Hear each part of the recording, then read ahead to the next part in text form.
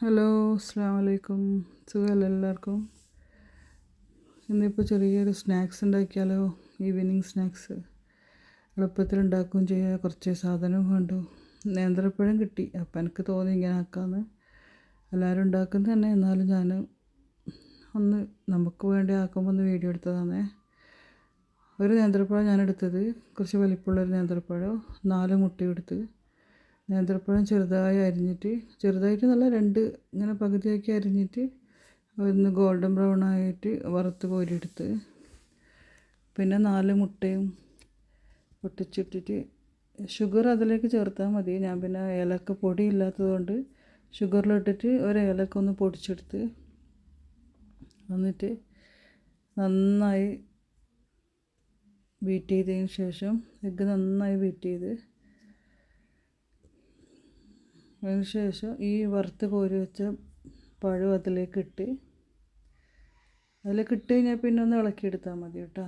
പിന്നെ ഒരു fry pan വെച്ച് നല്ലൊരു പാത്രം വെച്ച് കുറച്ച് ഗീ ഒഴിച്ച് അണ്ടിപ്പരിപ്പ് മുന്തിരിയെല്ലാം ഞാൻ വറുത്ത് കോരി വെച്ചിട്ടുണ്ടായിന്. അപ്പോൾ അത് കുറച്ചധികം നമുക്ക് ഇവിടുത്തുള്ളവർക്ക് ഇഷ്ടമുള്ളതുകൊണ്ട് ഇട്ടതാണ്. അണ്ടിപ്പരിപ്പ് മുന്തിരി ഉണ്ടെങ്കിൽ ഇട്ടാൽ നല്ല ടേസ്റ്റ് ഉണ്ടാകും. പക്ഷേ ഇത്ര ഓവറൊന്നും ഇടണ്ട, കുറച്ചിട്ടാൽ മതി. ഇല്ലെങ്കിൽ ഇടാണ്ടിരിക്കുക.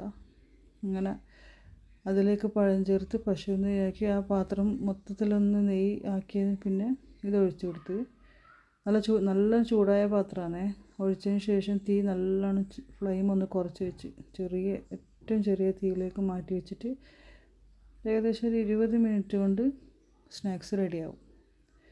നല്ല ടേസ്റ്റാണ് ഇങ്ങനെ ആക്കിയാൽ. പഴം നല്ല പഴുത്തതാണെങ്കിൽ ഇങ്ങനെ വാട്ടിയെടുക്കാണ്ടും ആക്കാൻ പറ്റും കേട്ടോ.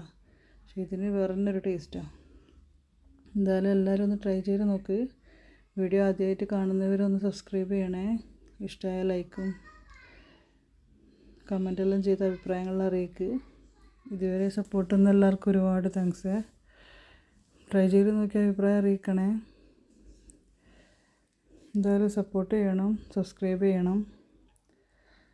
ഇതെന്തായാലും ഞാൻ എല്ലാം ഒരു കൈയളവ് ഇട്ടതാണ്, പക്ഷേ നല്ല ടേസ്റ്റ് ഉണ്ടായിന്. ഷുഗറും എല്ലാം കറക്റ്റ് പാകത്തിനുണ്ടായിന്. എന്നാൽ അടുത്ത വീഡിയോയിൽ കാണാം കേട്ടോ, ഇൻഷാ അല്ലാഹ്.